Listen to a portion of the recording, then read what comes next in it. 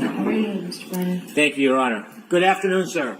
Good afternoon, sir. Could you please introduce yourself to the jury, spell your last name for the record? My name is Kevin O'Hara, O-H-A-R-A. Where do you work? I'm a lieutenant with the Massachusetts State Police. How long have you worked for the Massachusetts State Police? 23 years. When you began your career, what was your role with the Massachusetts State Police? I was assigned as a trooper, a patrol trooper, working out of several barracks across the state. Did you have to have any special education or training before you became an official Massachusetts State Police trooper? Yes, I did. We went to a 6-month academy in New Braintree. How long were you on patrol for? I was on patrol for 17 years until I became a sergeant in 2018. So 16 years, became a sergeant, then a lieutenant. In those 16 years, did you have any additional training after basic academy? Yes, continued training throughout the years, additional training. Eventually, I wound up joining a search and rescue team, went to search and rescue training. Tell us a little bit about search and rescue, what you did and what you do. I'm the team commander for the State Police Special Emergency Response Team, which is known as CERT. I am also the search and rescue coordinator for the state of Massachusetts. As a team, we conduct monthly trainings, at least twice a month, where our team will come together and train. We've been to trainings all across the country to hit national training standards. Do you have any particular roles when you look for certain types of things? So for CERT, we have 3 main mission types. We will do lost missing person searches, we will do evidence searches, and then we also do crowd control of security at large-scale events, such as the Boston Marathon, the July 4th celebration. We get assigned to Gillette Stadium for all the events down there as well. You mentioned that you work, part of your work is looking for missing persons. Yes, sir. Did you receive any specialized training, have any special experience looking for missing persons as far as training technique? Yes, we get certifications through NASAR, which is a National Search and Rescue Organization, NUSAR, which is a New England-based search and rescue group. We will train several different types of trainings to, improve our search techniques, including man tracking, probability of detection, critical separation, which is how we'll line up as we're searching certain areas. We've also gone, as I stated before, to national trainings where we've now really used a lot of statistical-based searching in our searches. We'll use live tracking maps now, so we've really advanced the way we search for missing persons. When you're searching for a missing person, is there a routine or does it depend case by case? We'll start off with a set normal way we'll deploy. More than likely, we'll start with a canine, searching high probability of areas, trying to get people out as quick as possible. And then eventually it may turn into a line search or a grid search. You said that you lead the CERT team? That's correct, sir. How many CERT teams are there with the Massachusetts State Police? Just one. How do you decide what different cases or situations to get involved in? Is that at your request? It's not at our request. We'll receive requests either internally through other members of our department or externally from outside agencies. So can you take us through very basically how would a typical request come to you? Most of the time I'll receive what I call a courtesy notification. I'll get a call from someone that I know in the department or a local police department giving me the particulars of the case and if we'd be available and what I think about our response. If we are available, if we're not already on another mission, we'll then start the approval request process, which I have to send up through my chain of command. I have to send that up through a captain, which then will go to a major who's in charge of the special operations. And then he may have the final say. It may even go higher than him to Lieutenant Colonel of Field Services. If the request is internal through another member of our department, it also has to go up their specific chain of command as well. Sometimes getting an external request sometimes goes faster because there's not that second chain of command, to go through. In 2022, how many full-time members were on the CERT team? At that time, we had 55 members, we had one full-time member, 55 total members on the team. So the members on the CERT team, did they engage in other roles at the state police at the same time they're a member of the CERT team? Yes, it's an additional duty. They have a primary assignment either at a barracks or some other assignment throughout the state. If you decided on accepting a mission or you were assigned a mission, who determines how many people from the CERT team would attend? That would be determined by myself and the captain from Special Operations. You mentioned back in 2022 there was one full-time member and 55 part-time members of the CERT team? Yes, 55 total, correct, sir. As we stand today, how many full-time members of the CERT team? Currently, we're 69. We did have 71. We've had a few members leave the team recently. Are those full-time or part-time members? I'm sorry, that's full, total members. We have currently 5 full-time members. So we increased our on both ends. Are members of the CERT team who work for the Massachusetts State Police drawn from different geographical locations around the state? That's correct. We try to split east-west the best we can geographically, just so we have as quick a response time as possible. We'll break it down further into the northeast part of the state, the southeast, central, west, but main breakdown for us is east-west, basically using 495 as our boundary. If the CERT team's assigned a mission and there are members that are chosen to participate, how often would you go to that scene or involve yourself in that particular event? When I was the only full-time member, probably 99% of the missions I would go to. Now we have a few other supervisors on the team. I have a full-time executive officer who's also a lieutenant, but my role hasn't changed too much, still 90 to 95% of the missions. I want you to take us back to January 29, 2022. Were you contacted or was a request made for you to consider and accept the mission? Yes, I received a call from Lieutenant Tully. After receiving the call, what was your process? Again, that was what I would classify as a courtesy notification to see if we were available, if he thought we could get a response on that date. I told him we would be able to respond. I asked him if he had started the the request for approval up his chain of command, which he hadn't at that time. He stated he would start on that, and then I contacted my captain after getting off the phone with him to start the approval process through my chain of command. Do you remember generally about what time this process began? He called me at 2:32 p.m. At some point, was the task or the mission assigned? So I told Lieutenant Tully that, we had received the snow that day. I told him most of the members, including myself, may not have shoveled out their driveway. I told him at best case scenario would be an hour plus response time, depending on how long it would take people to shovel out their driveway. So at 2:53, I contacted one of the West team members, a sergeant from the West team, to have him send out an alert to our full team just to build an availability list to see who was available. So at 2:53, that's sent out to the entire team. At some point, were you able to acquire or compile a team? Yes, Sergeant Simpson was able to put that list together. And what time did you start to begin your way towards Fairview Road? At 3:48, we sent out an alert for the activation of our team, including notifying the team which members would actually be responding. I had just finished shoveling my driveway. By the time I changed into my uniform, got all my equipment together, I left my house at 4:13 p.m. When you left your house, were you in an assigned cruiser or a personal vehicle? Assigned cruiser, sir. Is there tracking of assigned cruisers? Yes, there is. Could you share with us how that works? So each cruiser has a automated vehicle locator, a GPS system. It tracks everywhere you go, marking every time you stop. And did the vehicle you were driving have that system? Yes, it did, sir. Before you left to head towards Fairview at 4:13 p.m., had you already defined what the mission was going to be? Yes, I knew we'd be conducting an evidence search. Did you have any idea of how you were going to do that? Yes, I spoke to Lieutenant Tully just to get an idea of the area we'd be searching. I determined how many members we would need to respond to that search, which at that time I figured we would need 8 members to respond. Normally, as the team leader, I'll function more of an incident command role behind the team, documenting some of our efforts. So we dispatched 8 members to the scene. Unfortunately, due to the snow, one of my members was not able to respond, so we only had 7 members officially arrive on scene, including myself, which changed the dynamics a little bit of our search, but nothing major. How did it change the dynamics of your search?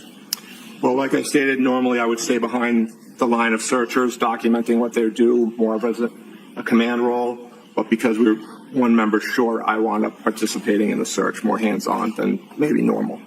Did you ultimately actively participate in the search firsthand? Yes, I did, sir. Tell us about when you first arrive at 34 Fairview and you get out of your cruiser. What's the weather like at that point? Still snowing. What's the temperature like? Very cold. Visibility? It was windy, but no real issues for us to see as we were working. Was there a particular area you were looking at? Yes, once I spoke to Lieutenant Tully, we wanted focusing on a specific area to search. What time did you arrive at 34 Fairview? 4:56 p.m. Did any of your team arrive before you? Just prior to my arrival, one member arrived at 4:54 p.m. And do you remember who that was? It was Trooper Jason Bousselet. Were there other members that arrived after you? Yes, there were. Did you wait until the entire team was there before you began? No, we did not. The other members that arrived, do you remember who they were? Yes, I do, sir. Do you happen to remember when they arrived? Yes, I do, sir. Could you share that with us? Trooper Blake Bearden arrived at 5:21 p.m. Sergeant Charles Luis arrived at 5:24 p.m. Sergeant Michael O'Brien arrived at 5:24 p.m. Trooper Scott Viscardi arrived at 5:34 p.m. and Sergeant Anthony Carrier arrived at 5:41 p.m. When you first arrived at Fairview and you looked at the scene, did you have any personal knowledge where any person had been in that area? No, I did not. Did you learn generally that a man was found in that area? Yes, I did. Did you have any photographs or precise location of exactly where that person had been found? No, we did not. Did you have a general area that you were directed to? Yes, sir. Any landmarks you can share with us in the general area where you were going to be focused on? There was a flagpole in front of the residence. There was also a fire hydrant in front of the residence. Who made the determination of the scope of the area that you would search? I made the final markings of the distance we wanted to search, but we were guided by Lieutenant Tully's information he was able to provide for me. How did you decide the depth and the broadness of the area you were going to search? He informed me that there was a vehicle involved in the incident. He told me where that vehicle had been parked. So we wanted to make sure we started prior to where that vehicle was parked, which was almost adjacent to the front door of the house. If you were to look at the house we were at 34 Fairview Road, you don't say there was two front doors, a main front door and then a secondary front door at, closer to the garage, whether that's a mudroom or a den. So he stated the vehicle was parked almost directly across from the main front door, which again, looking at the house, that's on the left front door. So we marked off that as our starting location, and we wanted to search down to the fire hydrant. Were you looking randomly, or was there any specific items you may have been looking for? No, we were instructed that it was believed that the vehicle may have had a broken taillight, so we were looking for taillight pieces. We also were informed the victim in this incident was missing his shoe, so we're going to be looking for his sneaker as well. What tools did you and your team bring to begin the search? We brought shovels. We also brought push broom. I brought a couple of garden rakes, and we also were all equipped with headlamps, hiking lamps that you would wear. Were the headlamps the only lighting you had for the search? Once we began the search, we wound up turning a few of the cruisers around just to put some extra headlights on the scene. Were the cruisers parked so they were facing the yard? They were parked on the street, just covering the street, so not angled towards the yard at all. I want to ask you some questions about the tools you brought. You said you had shovels, some garden rakes, and brooms? Yes, sir. What was the purpose of the brooms? Just to help us sift through the snow very carefully. We wanted to be slow and methodical as we went through the area. How about the shovels? Were you concerned that if you used the shovel, you could hit an item and break it? Yes, but we went as slow as we could, layer by layer, as we moved down throughout the snow. When you use shovels, were you digging like you would dig vegetables in a garden? No, sir. Could you explain a little bit about the process before we get into the actual search of how you as a team would look through snow? Would you just pick it up and turn it over, or was there a process in place? No, eventually we wound up going again. Our searches, we'll call it a grid search, but it's a line search where we're all lined up, again, talking about critical spacing. If we're searching for a particular item on a search, we may use a replica item to say, okay, how far can each member be away from each other? Because this was such a small search area, our members lined up almost shoulder to shoulder. Once we were on a line, we would slowly move forward, each member taking out snow, sifting, small layers, sifting it out at their own feet with a right flank along the curb in front of the house. That snow would eventually get moved out to the street where I was standing. I was the left flank on our line. I would then re-go through that snow, make sure we didn't miss any items or by accident carry an item that we were looking for over towards the middle of the street.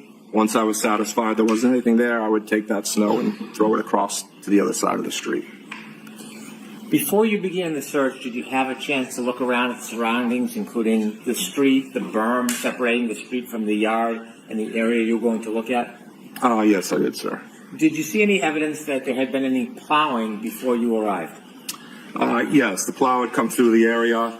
The plow had not gone curb to curb, so we had a good 3 to 4 foot embankment coming off each curb.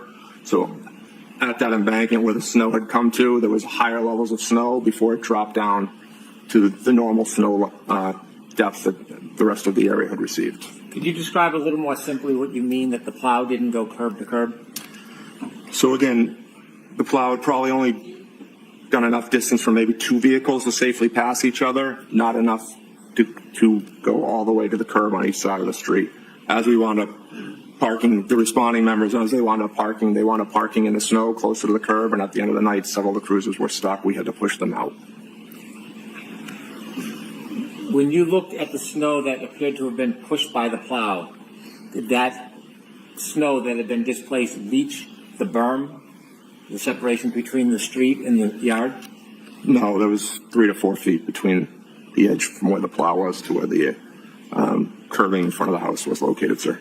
The area where you searched or where you were pointed to where Mr. O'Keefe was in that general area, did it look like any snow from any plow had reached that area? No, it did not. When you began the searching, do you know what time it was that you actually began searching? We moved my cruiser and Trooper Boussolet's cruiser at 5:20. We had started gridding off where we wanted to search, but at 5:20, that's when we moved our cruisers to put the headlights on. That's right. Trooper Bearden and the 2 sergeants arrived quickly after on scene, so by 5:24, we started. All 5 of us were lined up shoveling. When the 2 other members arrived on scene, they just joined in on the line to help us move. From when you first arrived at 4:56 p.m. to when you began the search at 5:20 p.m., did you see anybody enter the area that you were going to search other than you or a CERT team member? No, they did not. Were there other people in the area outside the scene or the grid that you were going to search other than you and members of your CERT team? Lieutenant Tully arrived on scene. Was there anybody with Lieutenant Tully? At one point, he had several other people with him. Maybe, I believe, 5 throughout our search. Maybe 5 different people, including him, were on scene. Were those people part of state police? At least 1, maybe 2. Unfortunately, I don't recognize all 2,500 members in our department, but there were probably about 5 total people on scene, sir. Was there somebody who was picking up any evidence that you may find and putting it in bags and preserving it? After we located evidence, it was documented on scene by the detectives. So you yourself were not documenting? No, and again, that's maybe a little change in the dynamics. If I had been more in an instant commander role, I probably would have documented time, location, again, for our internal records. The primary record will always be at the hands of the detectives. But because I was actively searching, the detectives handled all documentation. Did you see somebody from the state police putting evidence in bags after it was pointed out to you? Yes, sir, they did. When you began the search, what part of the street or yard did you begin with? We started where we were informed the vehicle was parked, which again was by, almost directly across from the front door of the house, and we began working south towards Chapman Street. During the process of the search, if somebody were to find a piece of evidence, what was the process? What would happen? He would notify myself and Lieutenant Tully, and we would stop our operation until that was documented by the detectives on scene and collected. Do you know what time the first piece of evidence was found? I believe it was 5:45, sir. Do you remember what the first piece or item that you or the search team found was? It was a piece of taillight. So I'm showing you two photographs. You recognize what is in them. First one, Yes, sir. what is that? It is a piece of clear lens from a taillight. And the second photograph? It's the same lens, just a little enhanced, closer. A close-up? Yes, sir. I'd move to introduce these two photographs into evidence. All right, so one is a close-up of the other. It is. So, Madam Court Reporter will be the next question A. With the court's permission, could I show the exhibits? Yes. You see exhibit number 129, please.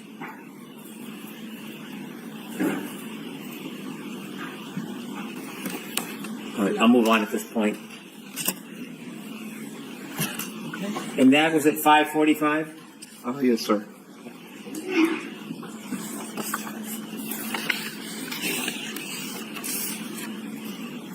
At 5:50, do you know if another item was found? I don't know the specific times. I know the first piece was 5:45, but again, I didn't handle the documentation, and I've not seen the evidence log. Okay. Inevitably, did you or your team find an item of clothing? We found the sneaker. Yes, sir. A sneaker? Yes, sir. Can you describe where the sneaker was found? Sneaker was flush up against the curb, and it was inverted upside down. Was there anything in the sneaker? There was snow on and inside the sneaker. May I approach? Yes. So I'm showing you three photographs. Do you recognize the first one? Yes, sir. That's a photograph of the sneaker we recovered. And where is it located in reference to the burn? It's directly up against the curb. Can you show, take a look at the second photograph, please? What do you see? It's a close-up picture of the same sneaker we located. And third photograph, please. Again, just a close-up, different angle photo of the sneaker we located. Thank you. All right, remove these three photos into evidence, please. Thank you. Could we get more of a close-up, Ms. Gill?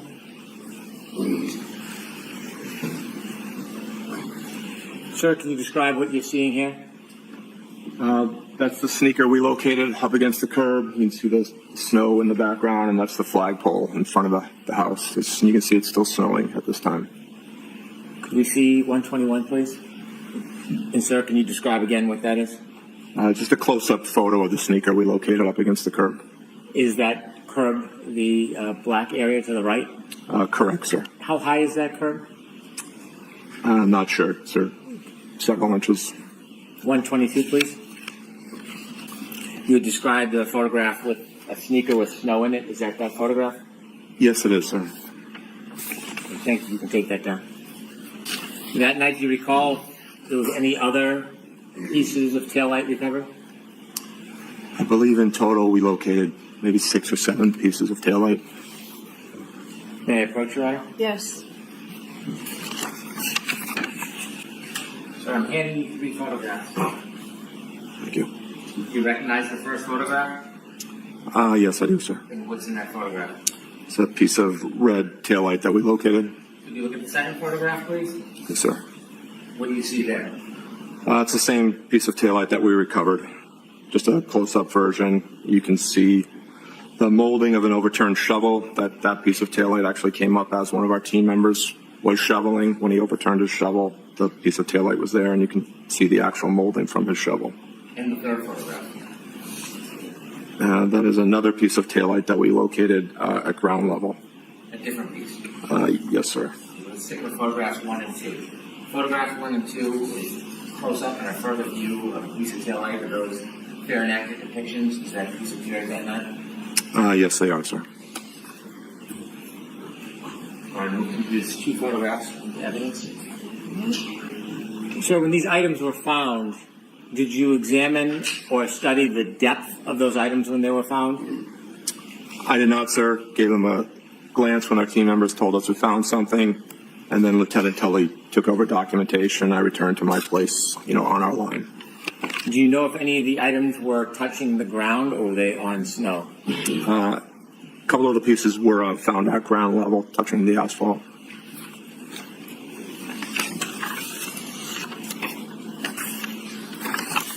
And you said there was another item found that we just talked about? A separate piece of taillight? Yes, that was another. That photo you showed me was a separate piece of the taillight we located, sir. Any approach? Yes. Showing you two photographs. Could you look at the first photograph? Yes, sir. What do you see? Piece of taillight at ground level. And if you could look at the second photograph, what's that? It's a close-up enhanced view of that same piece of taillight. So it's just a different view of the same piece of taillight? Correct, sir. Is that a fair and accurate depiction as that piece of taillight appeared that night? Yes, it is, sir. I'll remove these two into evidence. One photograph and a second will be close-up view. Okay. While you were conducting the search, did anybody but your team, Trooper Tully, the person who was documenting the evidence, did you see any other people who were not law enforcement in the area? At some point during our search, the media arrived on scene, began filming us or taking photos. Was there anybody from your department or a different department that was managing the crowd? No, there were members with Lieutenant Tully that I believe were not state police members, but I wouldn't know how to characterize what their job description was. So. At any time, did anybody enter that area or scene, the grid that you and your members were working on, other than your group and Trooper Tully and the people with him? No, correct. Once we marked off our area, no one came forward of our line. That whole search area was fresh, undisturbed snow as we moved through the area, and no one moved past our line. Even when Lieutenant Tully and the member who works in his unit came to collect the evidence, they didn't move past the point we had searched up to at that time.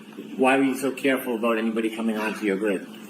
We don't want to disturb our scene, but we also don't want to move forward unless we're all moving together, acting in unison. Given you had brushes and rakes and shovels, did you get through every piece of that area? We didn't go all the way to where I had marked off originally, because after we found everything that was collected, we had gone approximately 8 to 10 feet without finding any other evidence. Lieutenant Tully and I had a discussion. I think we determined we found everything we were going to find that evening, and we decided to suspend the search. Was it a search that took up the whole front yard and street of that area? Our focus was on the street. We really didn't touch the front yard at all. We started to go over the curb at one point to see if we could search the grass area, but we could not properly definitively say we were searching it well. As we started to move the snow, we couldn't really differentiate down to the grass level. How hard was the ground? It was cold, frozen. The ground was frozen? Sir. And so not being able to search the entire yard, was there a plan at that point? Did you just end your mission? So when we suspended our search, we'll always do a full team debrief, and we'll debrief with the person who requested our search. And at the end of our search, we'll come up with what we call our probability of detection. We'll give a baseline determination of what I think, percentage-wise, what we would have found, what we were looking for. We'll provide that. I did provide that to Lieutenant Tully. Told him there was a good chance we did not locate everything that evening, and we offered to return at a later date or time at his request. When you were looking generally for pieces of taillight in the sneaker, were you informed, did you have any idea how much taillight would be in that area? I did not know, sir. Was there any way for you to, at that point, identify exactly what you were looking for? No, we didn't have a photo of the taillight. I was never shown anything, so I wasn't sure how much we were actually looking for. May I approach, Your Honor? Yes. I'll withdraw that. What time did you end the search? Approximately 6:15, I believe. I was the last one to leave, which was 6:23 p.m. when I left. And so how long was the entire search? It was about 55 minutes. We started again around 5:20, ending around 6:15, sir. Do you know if any other colleagues and members went back at a later date? I've been informed that they did, yes, but not from my team, but other members of our department. Oh, no, let's just move on. Did your team go back? We did not, sir, no. I have no further questions. Good afternoon, Lieutenant. Good afternoon, sir. When you first arrived at the scene, was there crime scene tape up? No, there was not, sir. Was there any barricade up at all? No, there was not. Was there any evidence that the crime scene was being secured at that time? There was no police presence on scene, sir. Okay. So that when you arrived, the scene had been left unsecured. Do you know how long it had been left unsecured? I do not, sir. So before you arrived, at least, and before your presence was known, or some time before you got there, that scene could have been accessed by anyone, to your knowledge? Well, I think the weather played a good help in us with the scene security, because with that being fresh, undisturbed snow, and with the man tracking we do, we would be able to determine if anyone had access to that area. Of course, of course. But you don't have any personal knowledge of anybody actually securing that scene for onlookers, bypassers, anybody that wanted access to it, they could have had it? Not that I'm aware of, sir. Okay. You indicated that Lieutenant Tully first contacted you but exactly at 2:32 p.m., correct? That is correct, sir. At that time, your team was not stood up. In other words, you were not activated because that was an initial call by Lieutenant Tully, not an activation call, correct? Correct. That's a courtesy notification, sir. And at that time, Lieutenant Tully had not received the proper protocol, the proper approvals through the protocol to actually have your team activate and have your team dispatched. Yes, I think he'll normally, when we get activated, before they start the process going through their chain of command, they'll call me just to see if we're available and if we could actually respond instead of wasting other people's time calling us if I were to say, no, we are already assigned on another mission at this time. Right. So around 2:53, you indicated that one of your subordinates, Sergeant Simpson, notified the rest of the team that get ready, but we have not been given the green light, correct? Correct, sir. Building an availability list of who could respond. Okay. That was just kind of a precursor, if you will, for lack of a better phrase, to make sure that you had the available personnel so when the green light, or if the green light came, you could activate.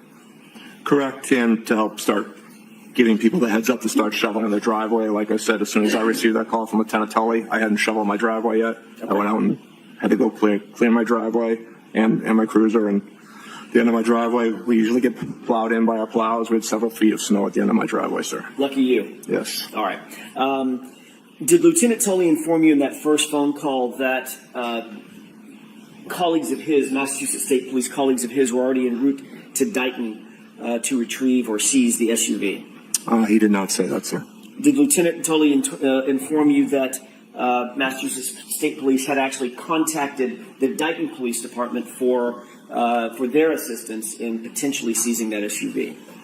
He did not tell me that, sir. Did he indicate to you, you indicated that your conversation was at 12:32. Did he indicate that he had just gotten off the phone with Dighton PD at 12:31, just a minute prior? Our phone call is at 2:32, sir. I'm sorry. I don't know if that can, that's a different time you're looking to. 2:32, and he had just gotten off the phone with Dighton PD at 2:31. Did he indicate anything like that? No, we did not, sir. Okay.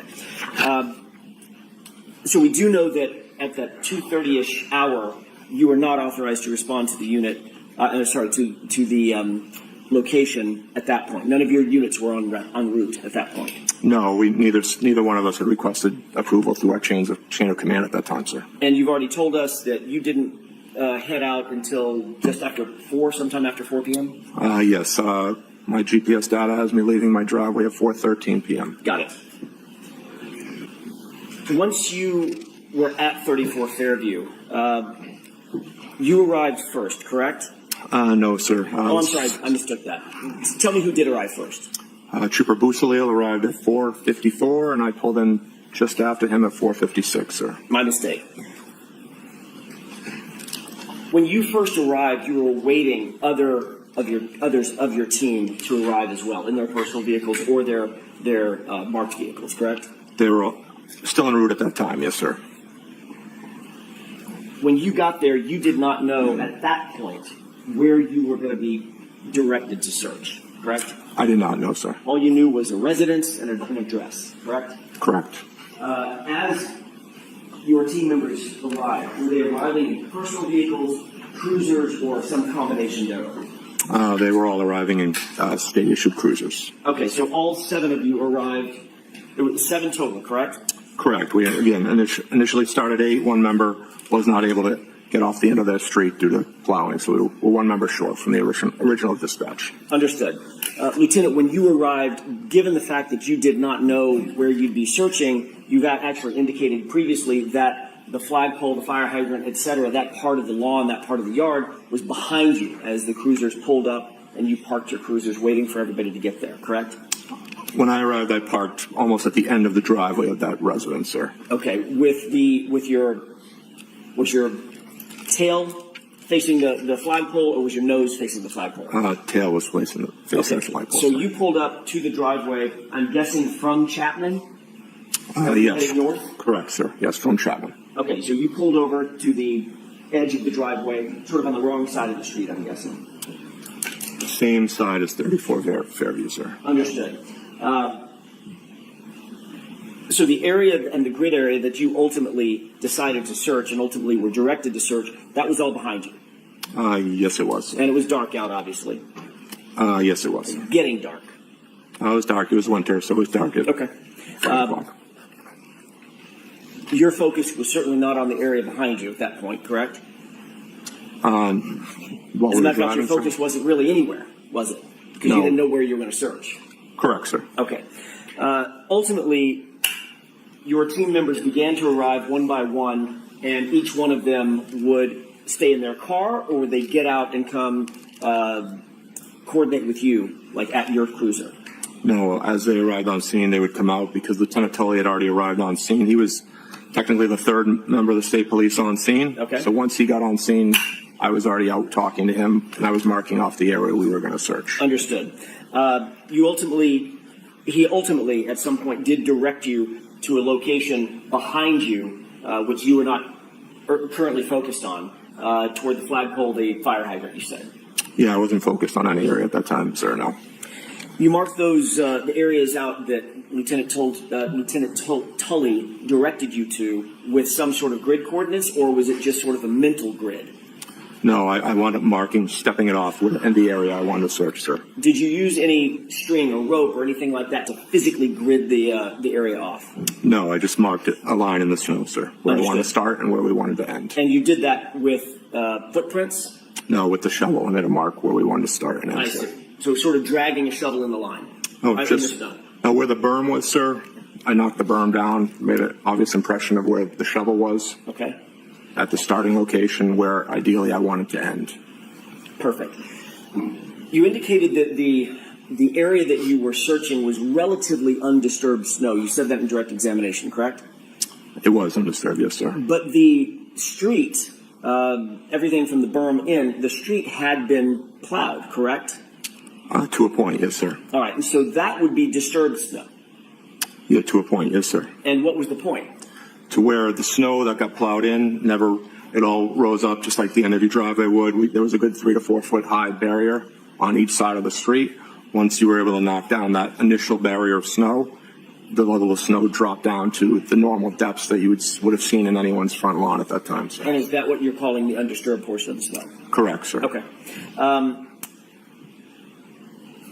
Lieutenant Tully told you that you were going to be looking for a man's shoe, a sneaker of some sort, or a shoe of some sort, correct?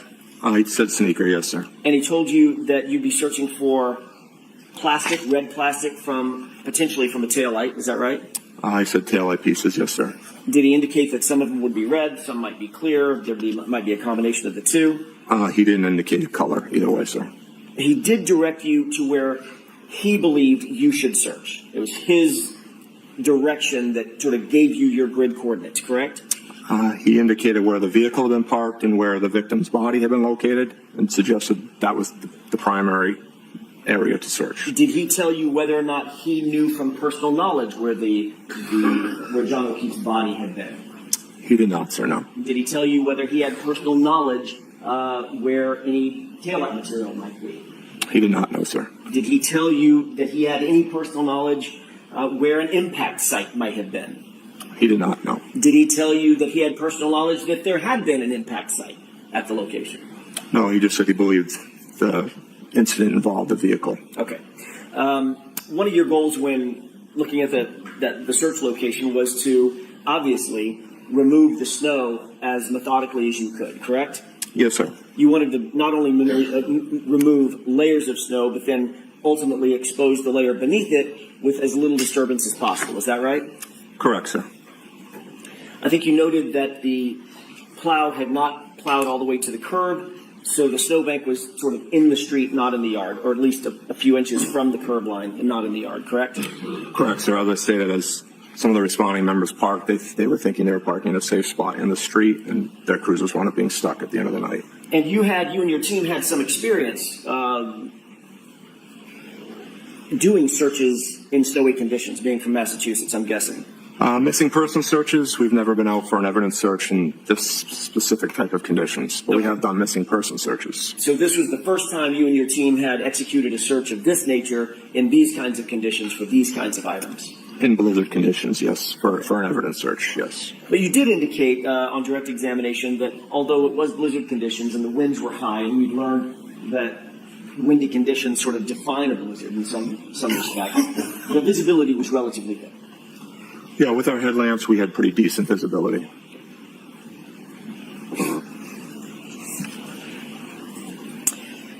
I want to ask you a couple of questions about the techniques for conducting a search like this in some sort of snowfall. Obviously, as a specialist in searches, one of the things that you put as the highest priority is documenting exactly where the search is conducted, what techniques are used to conduct the search, and what, if anything, is found and exactly where it's found, correct? Yes, documentation of your search is important, yes, sir. You'd also want to document the time that things are found, correct? Yes, you want those documented. And you'd want to document the relative locations between and among items that are found. How close are they to each other? How close are they or far are they from a stable landmark, a static landmark, correct? So we will mark items, sir. Okay. Measuring in between distances, they do get stamped when we mark our items. Measuring them would be at the discretion of the investigators themselves. And obviously that would be among the best practices to clearly document how a search is conducted, correct? Correct, sir. Another way to document the evidence or the search is to do it through either video evidence or photographic techniques, right? Just photographing, forensic photographs of where things are found, contextual photographs moving into close-up photographs, correct? That would be at the discretion of the detective, sir. And in this case, that discretion lay with Lieutenant Tully, correct? Yeah, he was the incident commander, correct, sir. You indicated a number of hand tools that you brought with you to the search to make sure that you had the tools necessary to get through the snow and get to the items that if there were any items out there, to get to the items you were looking for. Is that right? Correct, sir. And you did, in fact, remove layer by layer of snow and sort of sift through it as best you could, correct? Yes, sir. That also included some shovels where a shovel full of snow might be gathered and then turned over, correct? Yes, sir. All right. That was done somewhat methodically, is that right? Yes, it was, sir. And you wanted to make sure that you weren't missing anything as you were digging through the top layers of snow and getting down to something closer to the surface, correct? Correct, sir. And at that time, what was the level of snow, if you can estimate it? How much snowfall? I believe the area, not living that far from that location myself, was anywhere from 15 to 18 up to maybe 20 inches in certain towns. And again, this is after 5:45, 5:48 in the evening of January 29th. When the first item was discovered, it was 5:45. Okay. Yes, sir.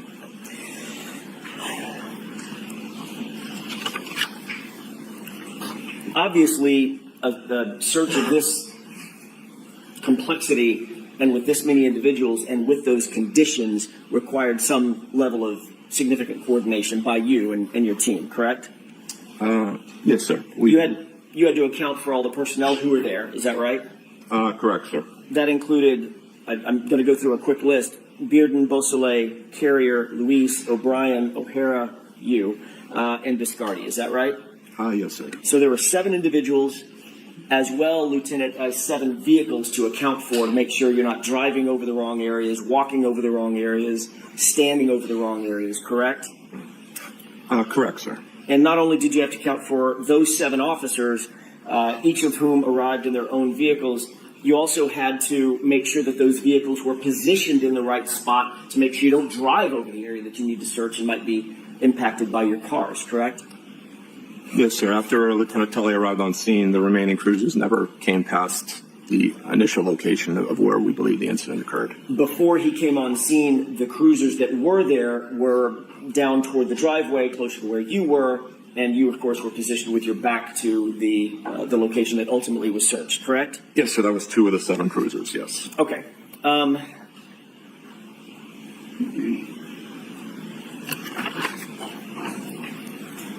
Once you learned where you wanted to search, you literally had to sort of turn around, physically turn things around to begin searching behind where you had originally positioned yourself. No fault of your own, you just didn't know where to go.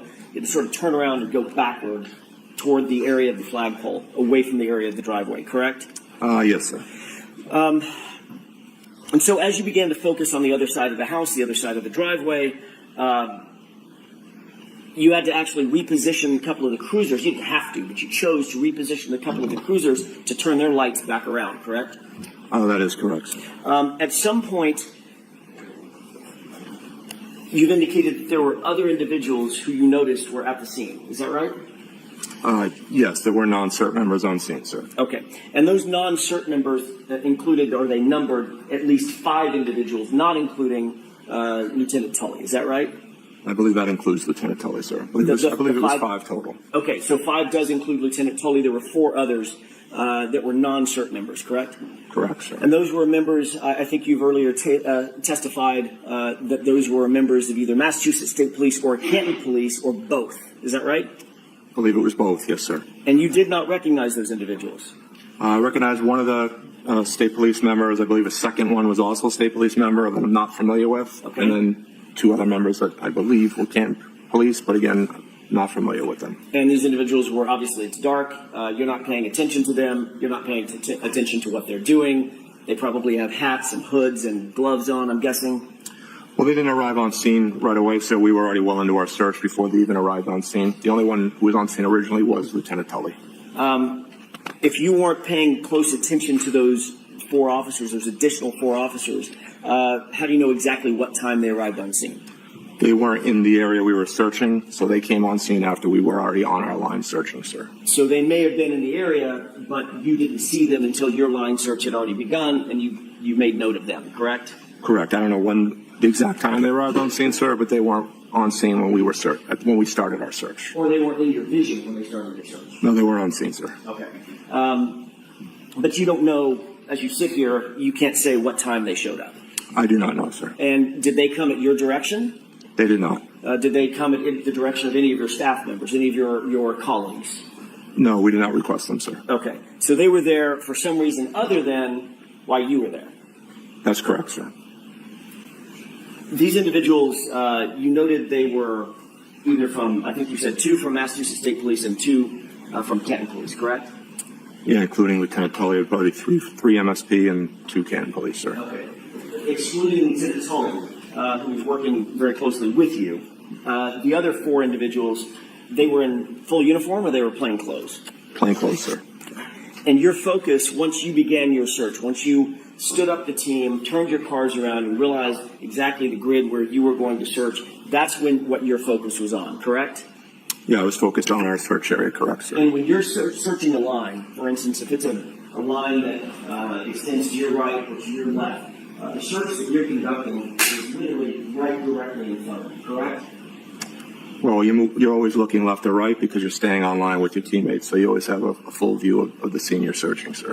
I'm not saying that you look down and never look up again. but I'm saying that your focus, the main focus of your search, is directly in front of you. That's why you do a line search. So you can take small steps, search in front of you, move forward, search in front of you as a line, as an almost an entity, a single entity moving forward, correct? That is best practice, yes, sir. That's how you make sure you don't miss an overturned leaf that you need to overturn, that there might be a knife under or a gun under or something like that, or a bullet casing, something like that, correct? Correct, sir. Or a tail light, right? Correct, sir. All right, so as your focus is, your world sort of collapses a little bit. Your focus is in front of you. You're obviously working with your team members left and right. You're moving forward very, very gently, very methodically, very technically as you move forward, and the whole line moves forward on that board, correct? Correct, sir. So you're not necessarily paying attention to what's happening behind you, off in the distance, in the dark, to your left far, to your right far. That's not what your focus is on, at least at that moment, correct? No, sir. Our focus is forward as we're moving forward into our search area. Thank you.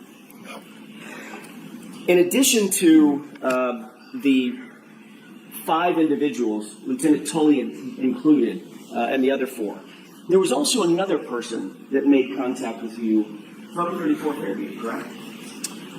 Yes, when we first arrived on scene, someone had exited the residence onto the front steps, front porch area, possibly, of that mudroom. I'm sorry, I didn't mean to interrupt. Of that mudroom, so that right door, the exit, the door closest to the garage, sir. Can you describe that person for us? It was an adult male wearing a hooded sweatshirt. Did that person approach you or one of your team members? No, he never left the front door area. Did he say anything to you or one of the team members? He asked if we were here for what happened earlier. We replied yes, and he turned and went back inside the residence. And as you sit here, you don't know who that person is? I do not, sir, no. But he's a male, I'm guessing middle-aged? It was not a child, sir. It was definitely an adult male, sir. Adult male wearing a hooded sweatshirt. Yes, sir. Thank you. You testified that you recovered. I'm having a hard time speaking. It's been a long day. I apologize. We'll try that again. You testified that you recovered a piece of plastic first before you recovered the shoe, or do I have that backwards? No, there was one piece of taillight located before the shoe, sir. Understood. You've also indicated that of the, I think you said 6 or 7 total pieces of plastic that were found, that all of those pieces of plastic and the shoe were found basically right next to each other, correct? I don't know the exact distances, but they weren't too far apart, some several inches to others maybe a foot or 2. I don't know the exact distances, sir. Without assigning an exact measurement down to the millimeter, Lieutenant, you've earlier indicated that all of the pieces and the shoe, relative to each other, it's just relative to each other, were found within a foot or so of each other, correct? Eyeball, again, as the distance I just said, sir, from inches to maybe a couple of feet. I know they all are geomarked with exact coordinates that, could be measured out at a later time, which, again, would have been at the purview of the detectives. But we did not measure them. Again, all eyeball that night. Understood. When I say, and it may have been a bad question on my part, Lieutenant, and if it was, I apologize. When I say a foot, within a foot of each other, I don't mean a foot apart. All of them, you earlier testified, would be inside of a foot total, correct? Or maybe 2 feet now? I don't think they'd be quite that close, sir. I think they were maybe in between each item, sir, or close to it. I have just a moment, Your Honor. Okay. I know this isn't necessarily a memorization contest about your prior testimony, but do you remember testifying about this specific issue? Here I go again. I can't speak. This specific issue about a year ago, back in 2022 at a grand jury. Yes, I did, sir. Okay. Do you remember exactly how you described where everything was with relative? Is that a fact at the grand jury? Relative to each other, do you remember how you testified exactly? I believe I said within a few inches or a foot away. Yes, sir. Excellent. You've rattled off times and dates. like I've never seen before. So it's exactly what you said. So within a few inches of each other, maybe a foot is what you said, correct?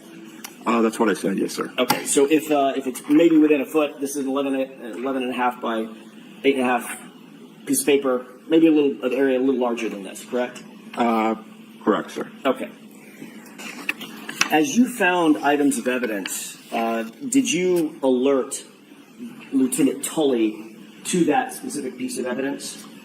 Yes, so I was not one of the members who found any of the evidence, but as my team members located something, we would halt the line. Lieutenant Tully was a short distance behind our line. We would go out, get his attention. We would cease our operations until he informed us that he felt it was properly documented. And ultimately, Lieutenant Tully was the person responsible for documenting that item, is that right? That is, sir. We fall under the incident command structure. He technically took the lead as the incident commander that night, sir. And he did that through photography? Yes, sir. So you saw him taking pictures of the items in their place once they were found, correct? Yeah, I believe he was the one taking photographs, sir. And by definition, Lieutenant, as a search like this is being conducted, unfortunately, moving snow means possibly moving the items themselves, right?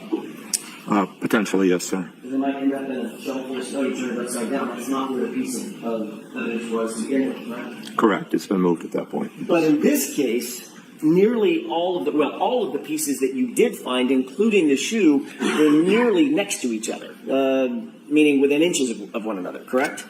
I don't know the exact distance again, sir. Ballpark eye distance, but again, that is why we provided the GPS coordinates of each location, because we did stamp those with a handheld GPS as we found items of evidence, and all those locations were turned over with our report to be measured at the desire of the detectives, sir.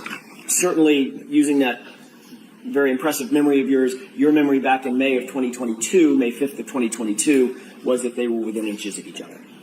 I believe that's what I stated, yes, sir. Okay.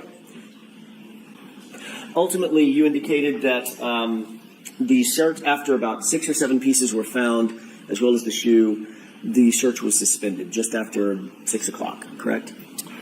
Approximately 6:15-ish, sir, we stopped. We'd gone, like I stated earlier, we'd gone approximately 8 to 10 feet further south on the road without recovering any other pieces of taillight. We knew we had already located the sneaker, so we decided to suspend the search at that time until possibly a future date. And you were never called back out to the scene by Lieutenant Tully or anybody else, correct? No, we were not, sir. And did you become aware that over the next days and weeks and days and several weeks, there would be 40 more pieces of taillight claimed to be recovered at the scene? Did you become aware of that or not?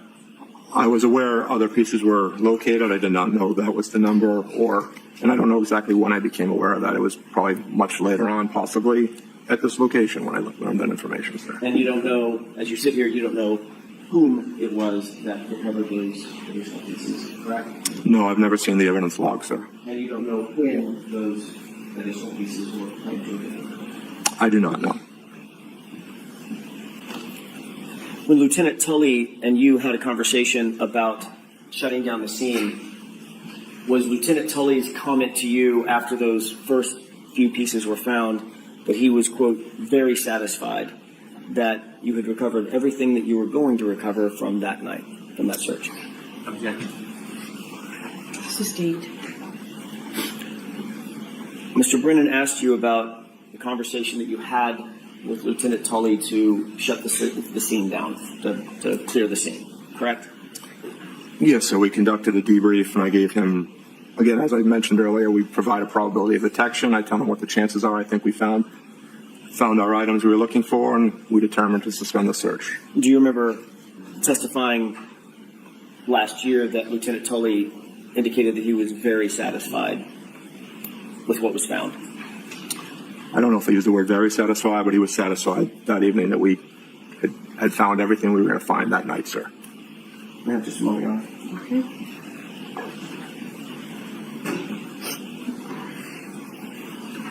Do you remember exactly what you indicated Lieutenant Tully's words were as you sit here? I believe, yes, he was satisfied with the search. I just don't know if he used the word very satisfied or not, sir. Will refresh your recollection, take a look at your transcript. I'm sure it will, sir. It's the one thing you didn't learn. Man. Thank you. Highlighted portion, Lieutenant. Thank you, sir. I'm just going on the date. Is this from last year or would this be from the grand jury, sir? June of last year. Okay. Yes, sir. So it does state here that I stated he was very satisfied with the search. Refresh your recollection, that was the words that he used, or at least you remember him using that. Yeah, I believe, to the best of my recollection, sir. Yes. Thank you, sir.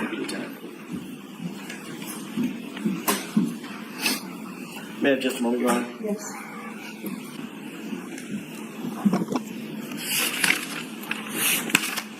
Lieutenant, there was one other thing that I wanted to ask you about, which is you had indicated to Lieutenant Tully at some point, close to 6 p.m. or so, it would be helpful if you and your team had a photograph of what it was you were looking for, correct? Yeah, I believe after we found the first piece or two, I asked him if he had a photograph that we could look at just to see how large of an area, how large of a piece we were looking for, sir. Yes. Fine. So that would just timing-wise, if you found the first piece at 5:45, the first piece or two, maybe 2 or 3 or 4 minutes later. After that, maybe 5 minutes later. So let's place it at 5:50, close to 6, something like that. Yeah, probably between 5:45 and 5:50, possibly, sir. And you said to him at the time it'd be helpful if we had a photograph of what it is we're looking for, correct? Yeah, I said that would help. Yes, sir. And Lieutenant told you that the vehicle did not have a photograph because it was still en route from Dayton being transported to Canada, right? He did say he did not have a photograph and it was being towed back. Okay. Thank you, Lieutenant. Thank you, sir. Sir, you mentioned that there were about 5 people not on your CERT team at some point arriving at Fairview Road or the area of it. Yes, that's correct, sir. 3 of them were Mass State Police. You mentioned Tully and 2 of his colleagues. Correct, sir. Did you see anybody taking photographs of the items that you found? Yes, Lieutenant Tully was taking photographs while we were there, sir. And did you see somebody putting the items in bags? Yes, they did, sir. Was that one of the 2 people that were with Lieutenant Tully? Yes, correct, sir. And you mentioned there were 2 Canton police officers. Were they part of the search? They were not, sir, no. Were they on the grid? They were not, sir. Did you ever see them in the area on the grid? I did not, no, sir. They were there. Were they involved in any way in the crowd? They weren't the only people that ever came on scene other than us, and those local officers were at some point. The media did arrive on scene. When you say on scene, is on scene different than on the grid? Correct, just in the general vicinity, sir. Did you know what the Canton police officers were doing? I do not know, sir. Did you ever see either of them ever come on your grid? They did not know, sir. Did you ever see anybody place or toss or throw anything onto your grid? I'll allow it. Did you ever see anybody place or toss or throw anything onto your grid? I did not know, sir. Did you ever see anybody intrude on the grid and leave an item? Choose a different word. Did you ever see anybody physically intrude upon your grid? No one did that, sir. You were asked about best practices memorializing. The person who was taking photographs. Hold on for a second. Slow down a little, Mr. Brown. You mentioned best practices of memorializing items. And you also mentioned Lieutenant Tully was taking photographs. Yes, that's correct, sir. Do you know if those photographs were time and date stamped? I believe they were, sir. Is time and date stamping with photographs best practices in memorializing things? Yes, they are, sir. Now, before you defined the grid, and before you began that search, you knew other state police officers, didn't you? Yes, I did. Did you know a person by the name of Trooper Yuri Buchanan? Yes, I do know him, sir. Did you know somebody at the time known as Trooper Michael Proctor? Yes, I do know him, sir. Were either Michael Proctor or Trooper Yuri Buchanan at Fairview that night? No, they were not, sir. Did you see them at any time from the point you got there at 4:56 p.m. until when you left? No, I did not see them there, sir. You mentioned that somebody came out of a side door at 34 Fairview who had a hoodie on. Yes, that's correct, sir. How long were they outside for? Maybe 10 seconds, sir. Did they at any time interfere with your search? No, they did not.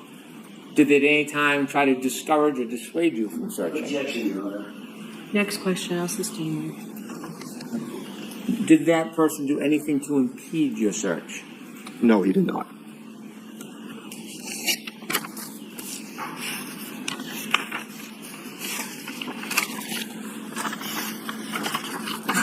You were asked about your conversation with Trooper Tully, Yes, sir. and he mentioned, or you characterized, he was very satisfied that what you had found, everything you were going to locate at that time. That's correct, sir. Did he ever suggest that he expected that you would not find anything else? No, he did not. Did he ever suggest that there was no other trace evidence there? No, he did not. Was there a discussion that he or you or other people may come back to search further at a different time? We offered to come back at a later date, and he just accepted our offer, but we were never contacted to come back, sir. When you offered to come back, was that based on your assessment that it was a difficult area to search? Correct. Again, as we talked about probability of detection, we'll base that on 10 different categories, give him a baseline percentage chance of it. Would we have found what we were looking for? I told him there was a good chance we did not locate all the evidence. Asked him if he wanted us to come back at a later date, sir. And when you mentioned that you couldn't finish the search because of the grass, tell us a little bit about what made it difficult because of the grass. Even using the push brooms, we couldn't properly move the snow off the grass as we were moving it. And with the dark, even the headlamps, I didn't feel like we were clearing it enough to continue searching it. I think our best efforts would be to focus on the street, because I was more concerned about eventually the plow coming in, clearing curb to curb, and moving any evidence that was on the street. My thought was, if with the grass not being able to properly clear it, at least that would be contained to be searched at a later date as the snow melted. And given those assessments, is that some of those reasons why you offered to come back? Yes, sir. I've shown you some photographs you've identified about some of the pieces that you found or the pieces that you found that night. I'd like to show those photographs to the jury. Okay. If we could show Exhibit 73, please. Is that one of the photographs you identified earlier? Yes, it is, sir. Is there a chance, Ms. Gilman, that we could do a close-up of that? Can you describe what you're seeing? It's a piece of clear taillight. It's got rigid edges, some indentations on it, distinctive markings. Did all of the pieces you found have those type of markings on it? Not sure if they have those exact same markings, sir. I'd have to compare the photos. Was there different colors of pieces that you found that night? Yes, we also found pieces of red taillight as well. Could we see 73A, please? Is 73A a picture from further away of the same piece? Yes, that's what it appears to be, sir. Was it easier to see these pieces that night in person than it is in photos, or was there any difference in the ability to identify these pieces? Objection, Your Honor. Sustained. When you saw the piece from where you were standing, did it look any different than it does in this photo? No, it doesn't, sir. Can we see 75, please? In that picture from this perspective, can you see any pieces of taillight? There's a piece of red taillight in the left-hand side of that photo, sir. On a little bit of a mound? Correct, sir. Is that where that piece was found, on the mound? No, that's the photo, like we discussed earlier, sir, that came up with one of the shovels, and you can see, when you get closer to that photo, you'll see the actual molding of the overturned shovel. So it was scooped up and then placed on that mound? Correct. As the trooper overturned it to start beginning to sift through the different layers of snow, that's where he deposited that snow, sir. Could we get a close-up of the left side of that picture, please? Can you see the shovel marks near that piece? Yes, they're directly behind it and off to the left. You can see the molding of the shovel. You can see a bit of a divot to the left of the red. Yes, correct, sir. Is that part of imprint from the shovel? Yes, it is, sir. Could we see 75A, please? Is that a closer picture of the same item? Yes.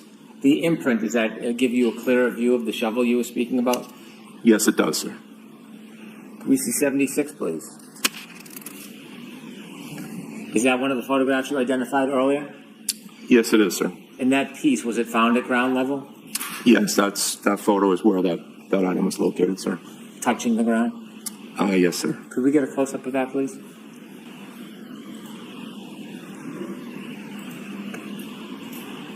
And if we could have 76A, please. Is that a picture of the same item?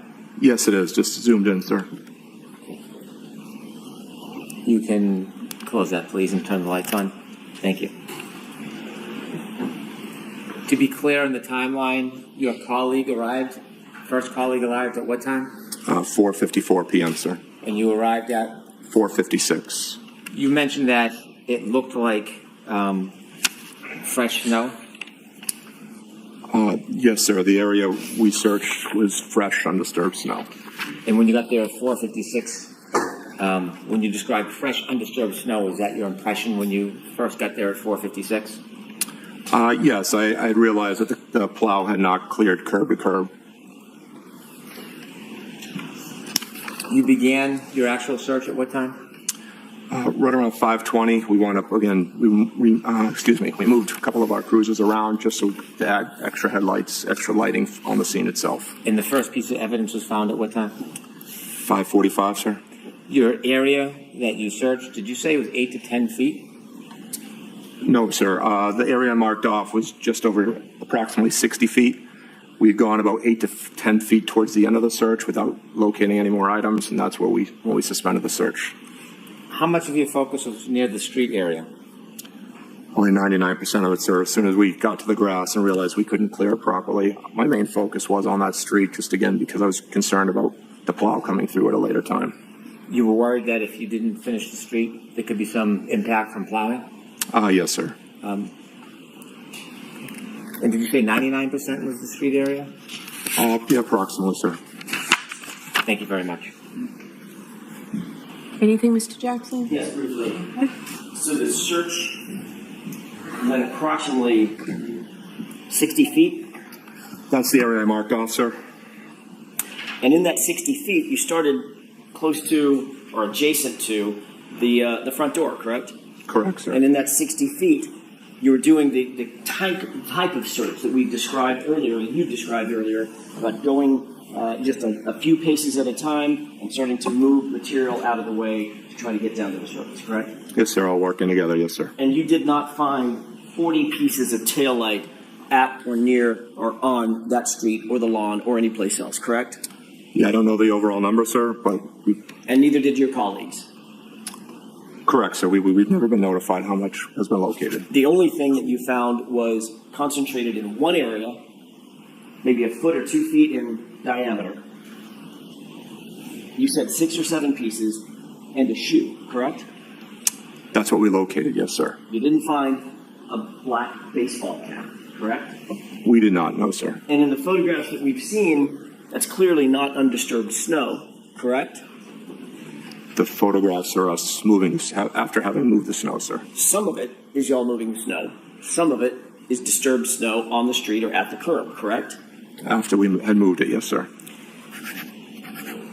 You indicated that Trooper Proctor and Trooper Buchnick, you know both of them, correct? I know who they are, yes, sir. Or know who they are. When Trooper Tully told you that the vehicle was en route and could not provide you a photograph at, let's call it 5:50 p.m., did he tell you that the vehicle had actually been secured at Canton PD about a mile and a half away at 5:35 p.m.? No, he did not say that, sir. Did you know through any other means that that vehicle was just a mile and a half away at 5:35 p.m. before you ever found the first piece of taillight? Did you know that? I did not know what time it arrived, sir. Thank you. Do you know what time Trooper Tully told you he did not have a photograph? It was sometime after we found the first piece, sir, so sometime after 5:45, sir. Thank you. All right. That's all I have. All right, Lieutenant, you are all set, sir.